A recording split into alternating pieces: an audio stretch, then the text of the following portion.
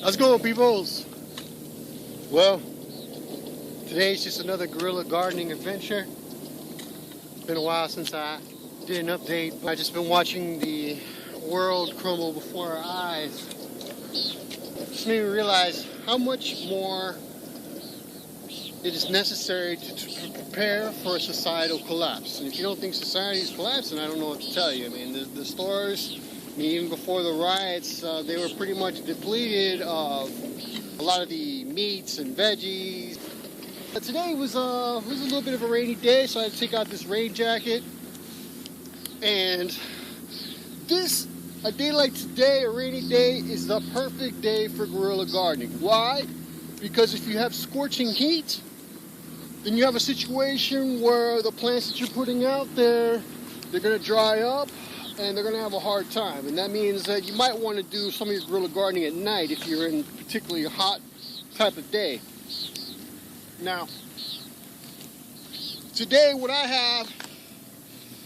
have passion fruits today. I have a bunch of passion fruit vines, really lovely fruit. These look kind of ugly right here, but you know, instead of throwing these in the trash, I am going to put these out there into the wild.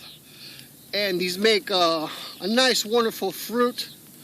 The flowers are used for relaxation, so if you're stressed out, you can use the passion fruit, the passiflora flower, in your tea, and it will work wonders for your relaxation and stress.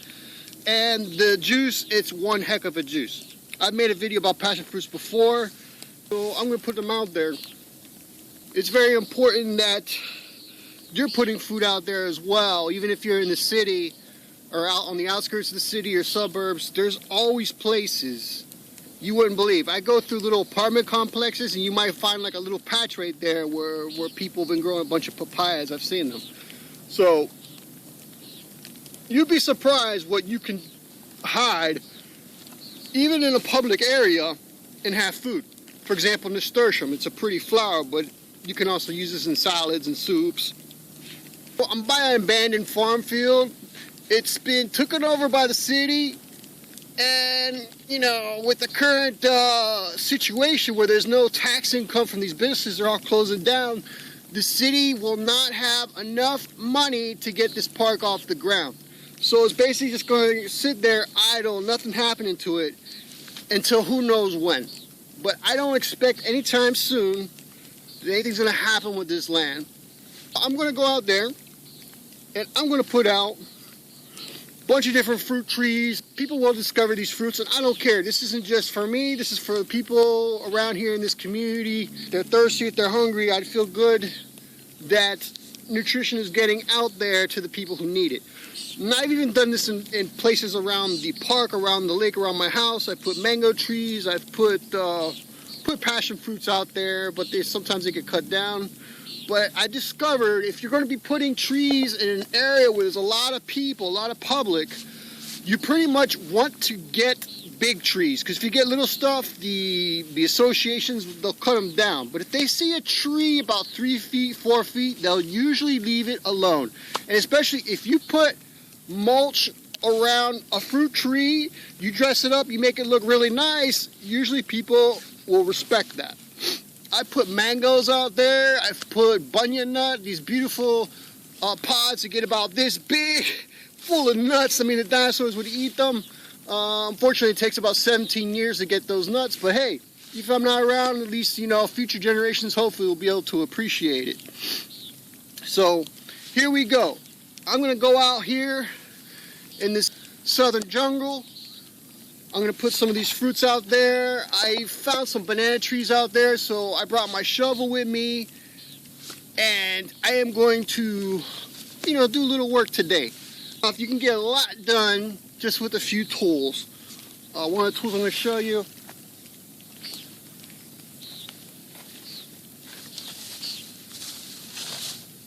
You need a shovel, guys.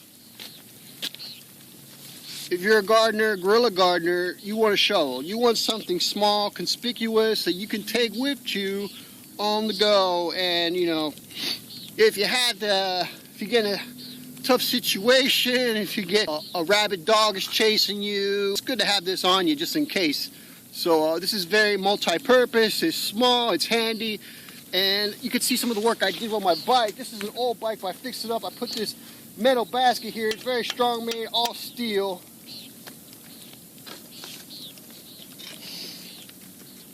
I also put this extra large crate here so I can carry a lot. I can carry over 20 coconuts on this bicycle. So in the future when these fruits start popping, I can collect them.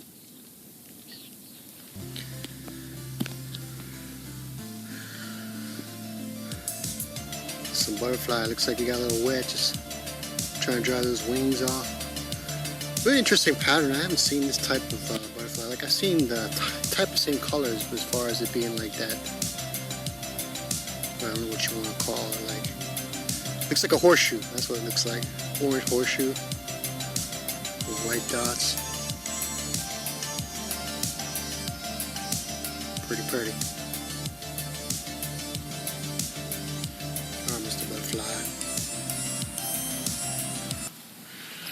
This is a mango I planted here 2 years ago.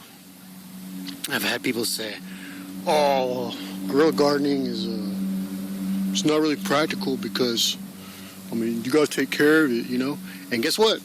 I come out here and I take care of it. I make sure the bottom's clean. I put down some soil there.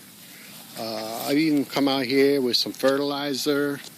But this tree's taking off. And you can see when the new leaves come out, the red leaves. Basically, the red tint in that protects the plant, protects the leaves until they get more strong. And then they turn green. So that's just like a protection mechanism. And you just kind of had this dream when you put it down, it becomes this huge big tree, and then you see all the little kids from the neighborhood coming out here and eating the most delicious type of mango. This is the Nam Doc Mai. It's like I believe it like a Philippine mango. It's off the charts good. It's so freaking good. So can you imagine?